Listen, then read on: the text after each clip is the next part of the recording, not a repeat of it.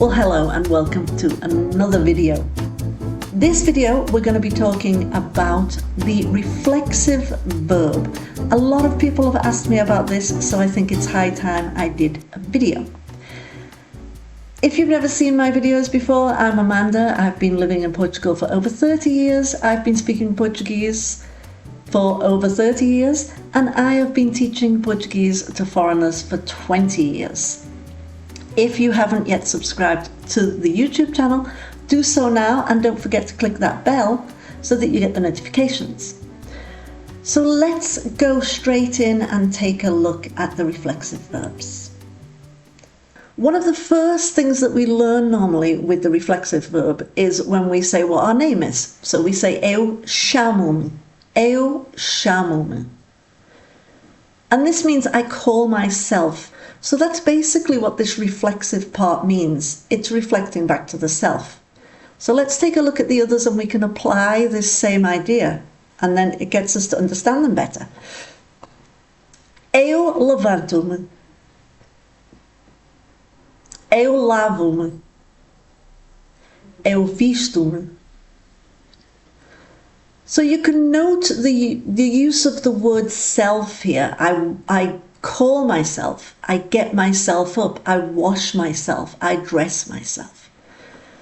So this is one of the first words that we generally come across when we're learning.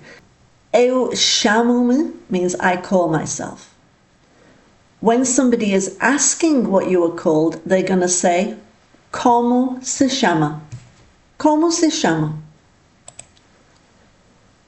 Chamo-me Pedro. So the question is going to be como se chama? The answer, chamo-me Pedro. Let's take a look at a few more. We've got the verb levantar-se, and that is to get oneself up. Now, in England many years ago, we used to say this, get yourself up. We used to use the reflexive a lot more, but now we just say get up. Now, this is interesting in itself because you see that we can use the word get, which in English, in this particular case, does not mean to obtain. It's again something else. So if we take a look here, we've got ele levanta-se às 7 horas. He gets up at 7 o'clock, or he gets himself up at 7 o'clock. So we're using the word get there, which is also interesting because it does apply quite often as well. So then we've got lavar-se, lavar-se, to wash oneself or to get washed. So we've got an example here. As crianças lavam-se. As crianças lavam-se. The children wash themselves, or the children get washed. Then we've got vestir-se, to get dressed, to dress oneself, to get dressed. Ela veste-se depressa. She dresses herself in a hurry, or she gets dressed in a hurry. So you can see that we can apply this rule with using get or the self. So let's take a look at some more. I have to scroll this up. Sentar-se. So to sit one's self down. And again, this is another thing we used to say. In England, we'd say sit yourself down. We don't say that anymore, though. We say sit down. But in Portuguese, they still use this reflexive part. So senta-se, sit yourself down. Senta-se. Eu sento-me aqui. I sit myself here. That should actually have a hyphen there, because these words are hyphenated. They will come after the verb and they will be hyphenated. There is another occasion, though, when they will come before the verb, and we're going to take a quick look at that. So another one we see quite often is vende-se. This means for sale, but this is the use of the reflexive in a different way. I'd have to make a different video for this because it's a different kind of use. So let's conjugate the verb chamar-se. Eu chamo-me. Tu chamas-te. Ele chama-se. Nós chamamo-nos. Eles chamam-se. Now you might notice here that we've got nós chamamo-nos. Chamamo-nos. We are taking off this S. So when we do the verb for nós, we don't say chamamos-nos. We say chamamo-nos. We take off that last S. We take off that S of the word. And then the last one, eles chamam-se. They are called, or they call themselves. Now you can take a look at your verb table for other conjugations. If you don't have your verb list yet, incidentally, you can get it from the link below. If you go to the link below, buy me a coffee, you can also get your free verb list from there. Irregular and regular verbs. Now, if we use an interrogative, the reflexive part will then be moved before the verb. So normally it's going to come after. So eu chamo-me, it would come after. But when we have a question, como se chama, it's going to come before. Quem se sentou aqui? Who sat here? Also in the negative. Ele não se sentou aqui. Tu não te levantas. Eu não me visto no ginásio. Eu não me visto no ginásio. So you can see that in these cases, the reflexive part is coming before the verb. Now we also have this with certain other words and adverbs. So we have it with the negative, and we have it with nunca. Nunca is also a negative. Nunca me sento aqui. Nunca me sento aqui. Eles também se sentam aqui. They also sit here. Todos se sentam aqui. Now this is a question of learning. This is why I can't stress enough that you have to learn, you have to read. You can read local news, you can read so many things online these days. There are so many resources online that you can read. You can read newspapers.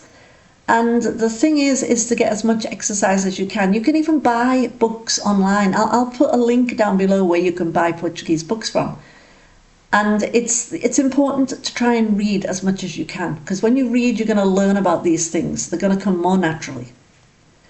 So let's take a look at this with já. I made another video, by the way, with talking about já, and it's a good idea to take a look at that video too. So we've got já. Já can mean already or now. Now, in this case, the reflexive part is going to come before the verb too. Já se lavaram? Did they wash already? Or did they already get washed? Or have they washed? So many ways to say it in English. Já se vestiram? They are dressed already. Já se vestiram? They are dressed already. Já te levantaste? Have you got yourself up already? Or have you got up yet? So sometimes já can be similar to yet when we translate it. So já me vesti, I have dressed myself already. So see the video for the use of já. I'll put the link down below as well. So let's take a look at this incident here that I mentioned earlier that I actually did decide to just give you a little bit of a taster. Vender-se, to sell. To sell itself could be a literal translation. However, we translate this as for sale. Vende-se, for sale. This verb is passive. This form is used when you're not specifying the actor or agent. So for sale, it's kind of like they are selling or it is being sold. Let's take a look at the next examples because they make it a little clearer. Fazem-se fotocópias. Photocopies are made. Em Portugal, bebe-se muito café. In Portugal, a lot of coffee is drunk. Fala-se inglês. English is spoken. This is a different way of using the reflexive, like I said. It's the passive, it's the passive. And we use it in a slightly different way. It's very good to learn though, because it does kind of help sometimes with speech when you want to say certain things a certain way. So it's all good stuff. Anyway, I hope you enjoyed this video. If you would like to see any videos, please let me know in the comments and I will do my best to make them. The next video I should be making will be how to correct your Brazilian. Now, the thing is with Brazilian, the reflexive verbs, they're different in a sense because they don't come, the reflexive part doesn't come after the verb. It always comes before the verb. So when you learn Brazilian, you're always going to be using the reflexive part before the verb. So when we've got it like this, nunca me sento aqui. With the Brazilian Portuguese, you're going to say me sento aqui. You're going to say eles se sentam aqui. This makes it a lot easier because you don't have to think about should I put it after or should I put it before, because in the Brazilian Portuguese it's always coming before. So there's a little bit of insight about that. When I do the video, I'll mention this. And also this video is good for you to see the use in European Portuguese. So once again, thank you very much for watching the video and I will see you next time. But don't forget to subscribe and don't forget to take a look at those links down below to get your free verb list and also to take a look at bookshops in Portugal. Whether you can get them delivered in the UK or not, I'm not sure, but you certainly can get them delivered in Portugal. And they have quite a range of books in Portuguese.